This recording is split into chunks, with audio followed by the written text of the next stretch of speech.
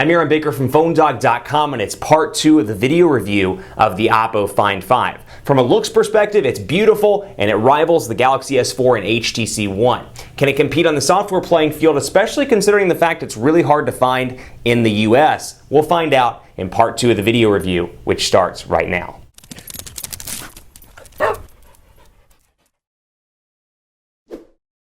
Part 2 of the Oppo Find 5 video review, and this time around we're talking about connectivity, camera, battery life, and final thoughts. It's really a beautiful device, and if you didn't catch part 1, be sure to check it out because I talk about the display, the hardware, and some of the things that make this device unique. But if you're wondering where you can get this, unfortunately it's hard to come by in the US. It's not available obviously on any carrier in the US, and even on Unlocked it's hard to find from any US-based suppliers. It's a hot device though. Oppo's known well for their Blu-ray players in the US, and they continue this over in other markets into the smartphone game. So really an impressive device. Special thanks to Oppo PR for giving us a review unit that we can take a look at and put it through its paces in comparison to some of the other high-end devices on the market. Also special thanks to our partners at Best Buy Mobile. They don't give us Oppo Find 5s, but they do give us devices like this, the Galaxy S4 and the HTC One, for use in our One Paw Bandit giveaway game. When you go into Best Buy Mobile, you'll walk out working. They'll make sure your email, your web, your contacts are set up, regardless of whether it's a Verizon, an AT&T, a Sprint,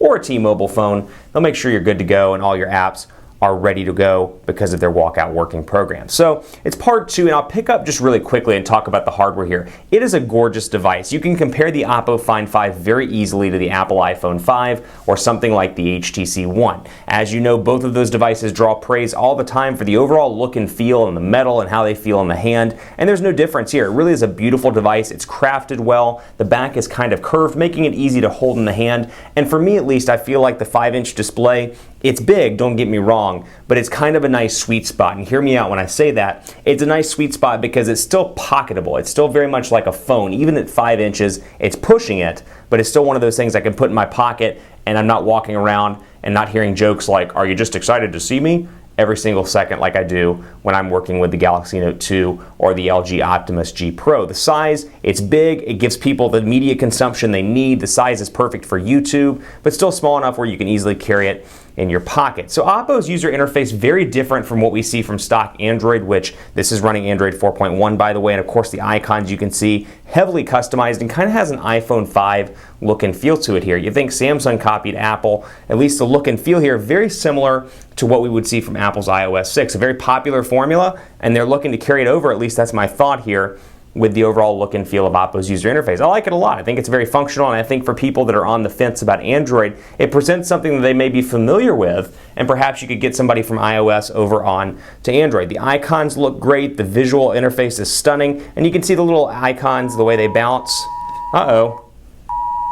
Hey, an emergency alert. That's the joy about Texas. You get these Amber Alerts all the time, which means every phone in my office is going to start doing this. So be prepared. Anyway, back to what I was saying here. Facebook, of course, all your applications have these customized look and feel to them, and then you can see within the Google folder, it's just really a clean user interface. I like the transitions a lot, and hopefully Project Firefly will come out soon. I will give Oppo tremendous credit. They do a great job in pushing out OTA updates every couple of weeks, so you're getting free updates for your device when you buy this. This is something Samsung, HTC, Motorola, Pantech, all of the US-based OEMs, or at least OEMs that deliver to the US, could take note here because they're constantly trying to make this device better, and that's something they really need to be called out for in a positive way. So well done, Oppo.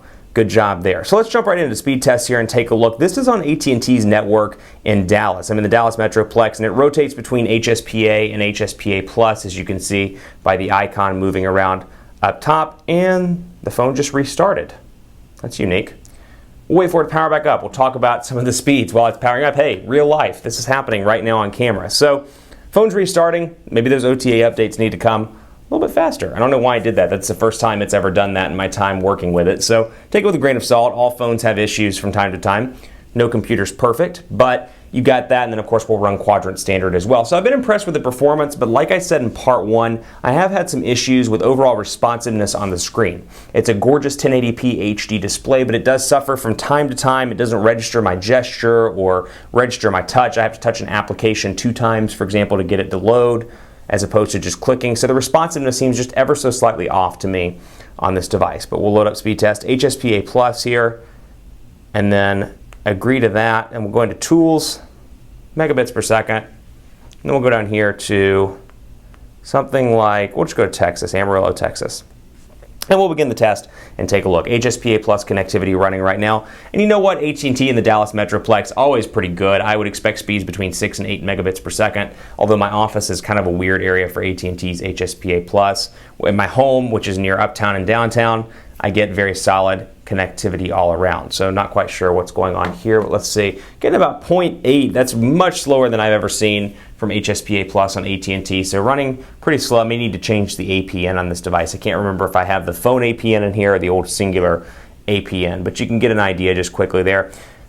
Pretty slow download speed and upload speed of 1 megabit per second, nothing to be too excited about. Let's do quadrant standard as well really quickly. And there are some decent personalization features that I want to touch on before we sign off, or before we take a look at the camera and sign off. Call quality overall has been pretty good. This thing has a 2,500 milliamp hour battery that is non-removable, so you can't take it out, but what you can do is get one of those external battery packs and charge via micro USB.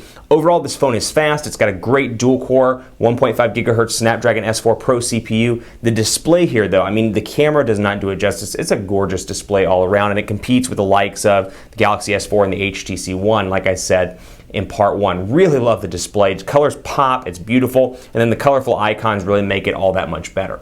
That's a nice feature, but again, the battery life, not as great as I would like it to be. Standby time is decent. I get, with moderate use, I get about 8 to 10 hours out of this device before it requires a recharge. I'm hoping that in these future OTA updates that Oppo talks about, hopefully we can get that battery issue addressed. But I pulled it off the charger, and granted, I'm on full display brightness, and I'm on to 30 minutes before it turns off. So keep that in mind, but still, I've had it off the charger for about 15 to 20 minutes, and it's already at 87%. So take that with a grain of salt. Your performance may be different from my performance. The way you use your device is obviously very different from the way I use my device, but I like my battery life, and this one, it's decent, but it's not the best in the world. 7,333 on quadrant standard, so 7,333, far less than the 12,000 we're used to on the HTC One and the Galaxy S4, but for a dual-core processor, not bad by any stretch of the imagination. I pointed this out in part one also, but I like the ability to have 9 home screens in Android 4.1, and the other personalization touches I like, the shortcuts up here and the notifications bar. But then I also like this. We'll go over here to display, and then we'll go to home screen, and you can see my launcher home screen set there, the Oppo home screen. But I've got 2 different lock screen styles as well, which I have the slipper unlock, but there's also the glass board. And then I can go down here into fonts as well and customize it and make it my own. And then within there, I can go to wallpapers and swipe back through my applications, or my settings rather, as I see fit. I've got my sounds and my displays, auto rotate turned on, my easy light, which flashes when I have a low battery or a notification. So that's a nice feature as well. 13 megapixel camera here, 1080p HD video recording capabilities, and I've got my camera, and we'll bring it down here. We'll take a look at the HTC One. I just happen to have it right here beside me. And to give you a comparison between these devices, I'll lay it out so you can see the build quality comparisons. But 13 megapixel camera, front-facing camera as well, and then you've got some editing options in here. Face, on and off. You've got timer, resolution. I can change the resolution of the image. 13 megapixels. I've got panorama, HDR. So I'll go ahead and kick on HDR. I can switch it to the front-facing if I so desire, but I'll take the picture, and it focuses in, and I believe it took. There we go. And we'll go another one just to see the shutter time here. And granted, this is HDR. Let's go ahead and turn it on to normal and see how quickly the shutter speed responds.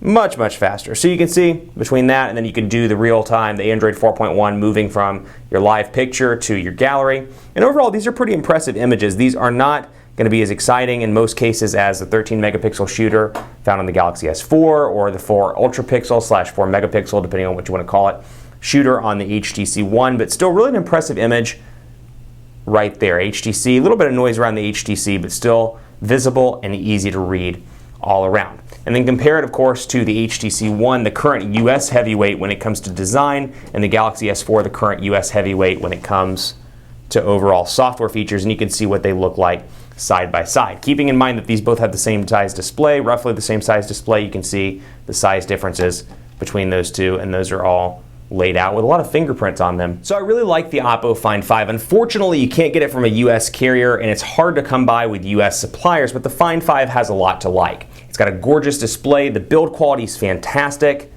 and it looks good to boot.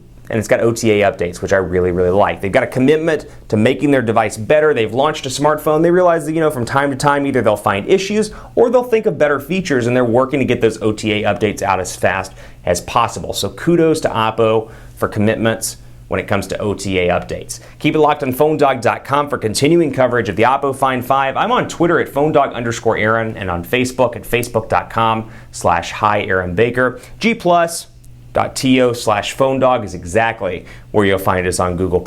We'll have dogfights and more on this popular device in the coming weeks, so stay tuned for more on the Oppo Find 5 on PhoneDog.com. And as always, I'll see you next time.